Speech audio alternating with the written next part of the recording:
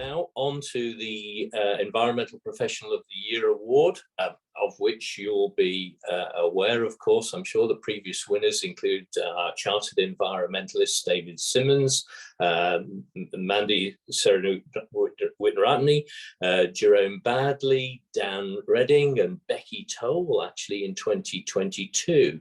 So this year, we actually had a record number of submissions, and therefore we have actually a larger list of the shortlisted candidates, as there were so many incredible applications.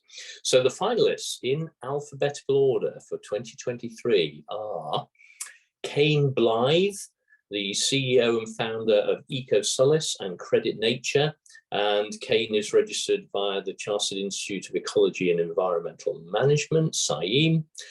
Julie Duffus, Julie is Sustainability Senior Manager at the International Olympics Committee and is registered via the Society of Operations Engineers, SOE. Peter Egan, who is Requirements Manager for UK Strategic Command and is registered via the Chartered Institute of Building, CIOB.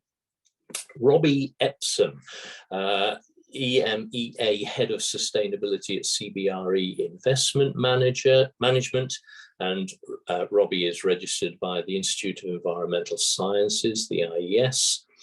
Joanne Holden, a Sustainability and ESG Director at Peel L&P, registered via the Institute of Environmental Management and Assessment at IEMA. Lucas Howell, founder and director of Hope Solutions and registered again via the Institute of Environmental Management and Assessment at IEMA. Daniel Erter. Daniel is executive director at the American Academy of Environmental Engineers and Scientists and is registered via the Society of Operations Engineers, SOE. And finally, Claire Wansbury. Claire is Fellow and Technical Director at Atkins and is registered via the Chartered Institute of Ecology and Environmental Management, CEnv. Now, because we have 8 in this fantastic, absolutely fantastic group of finalists, we're actually going to have a runner-up this year. And the judging panel just felt that it had to recognize this person's incredible achievements.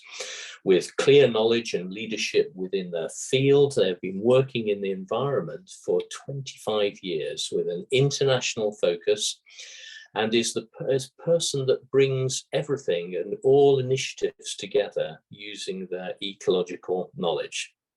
They are a key part of bringing sustainability to the international sport field, ensuring sustainability is embedded in their work and setting an example for other aspiring environmental professionals.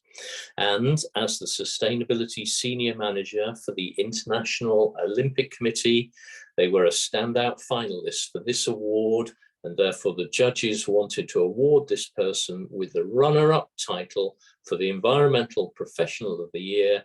So the runner-up for the 2023 Environmental Professional of the Year is Julie Duffus. Julie, well done. So congratulations, Julie, and Dougal, I think I'm going to go straight on to the winner before handing over to you. Yes, please. Yeah. Okay, so now on to the winner. The judging panel noted the winner's incredible achievement to the field, excellent knowledge and ability to share this knowledge across multiple avenues and excellent communication skills embodied therein.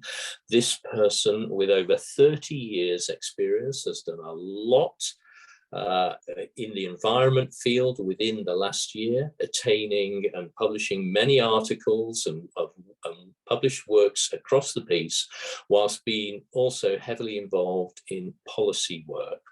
The biodiversity sector is complex, and this person is at the forefront of the biodiversity net gain issues, working tirelessly on it with policymakers, sitting on committees and writing informative pieces for others to learn from.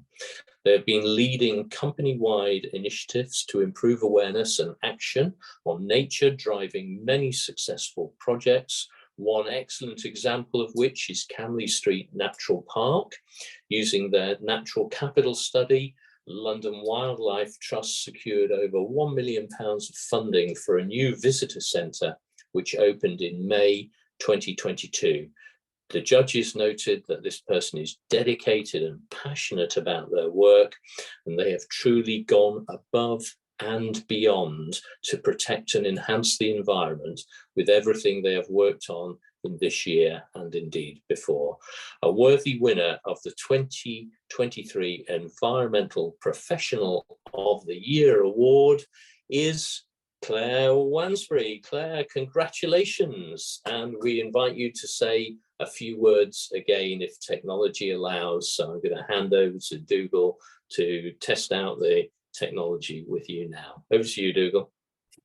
Thanks, Will. And you reminded me again, going through those, just what an incredible field it was this year, and amazingly pushed, Claire, so close by Julie, well-deserved Julie, but just couldn't catch you, Claire, because what an outstanding application. And again, as I did with William, what's your initial reaction, Claire, to winning this award?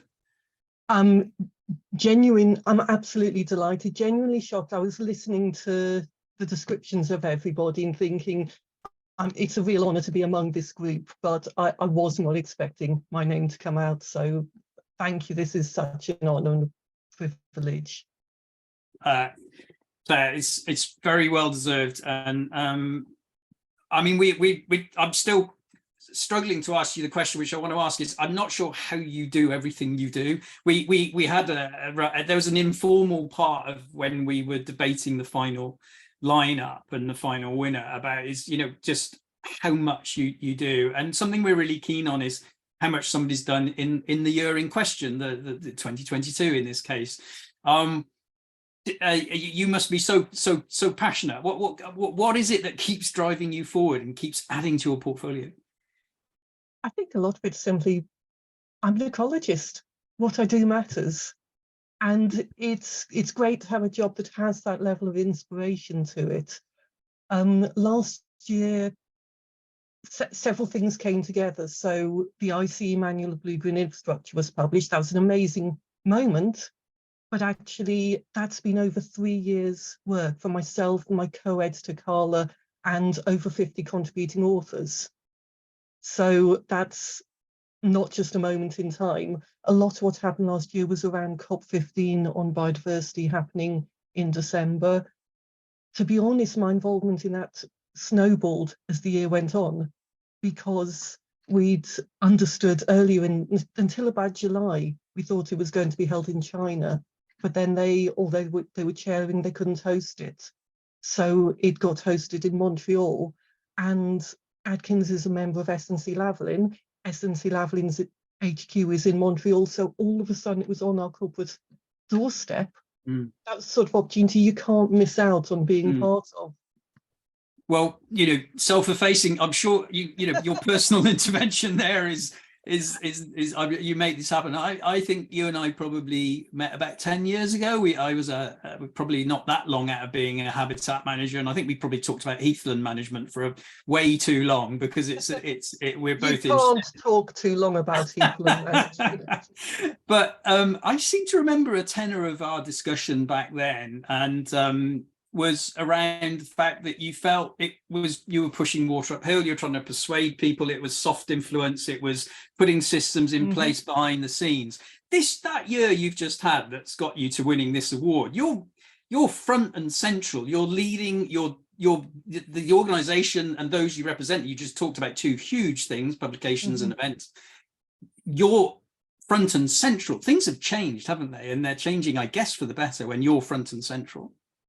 They absolutely have changed. Biodiversity is on the agenda. I still do always explain what the word means when I'm doing talks, because people don't like to ask, but a lot more people know, a lot more people recognise the challenges, the importance of action. So it's much more put sort of pushing at an open door these days. But as Will mentioned earlier, things need to happen urgently. So it's good to be part of that. Yeah. So similar to Will, one last question to you is, you know, looking forward, what's your, are you positive about the future? And what do you think the big thing that you want to do next, as it were? Because I know you're not going to stop. I think for me, two things. One is next step is around working on a shared basic level of carbon literacy and nature literacy for all our colleagues. The environment, it's wonderful what the SocEnv members do, but the environment needs to be part of everybody's job. And something I'm quite passionate about is we talk about how engaged the next generation, the children, are with these important issues, and that's great, but we can't leave it to them to act. So raising awareness, but also saying, let's act. Let's find those no regrets things. There's a lot of things we need to understand exactly what to do. There's things we know we can do, like just saying no to peat. There's ways around it that will help in so many ways. Simple things everybody can do without worrying, is this the right step? Some things are. Well, what a brilliant way to round it off, to look forward and to look to the next generation. I think Emma and I probably, we're across the south of England from each other, but I suspect we looked at each other for a moment then and felt a little bit of responsibility for the society. Something might be well hitting our agenda from your challenge just there, because I think that's something we could probably help with those literacy programs. You know, even if it's just interpretation and simplification and access. So congratulations, Claire, well done, and thank you for all the applicants that we had, and well done again to all of the finalists. But I'll hand back to Emma to round things up and close things off. Thanks, Dougal. Congratulations, Claire, Will, Julie, and to all of our finalists as well. I know we've said it before, and it's easy to say, but the standard was incredibly high. And it made the judges' decisions very difficult. So congratulations to everybody on those finalist lists as well.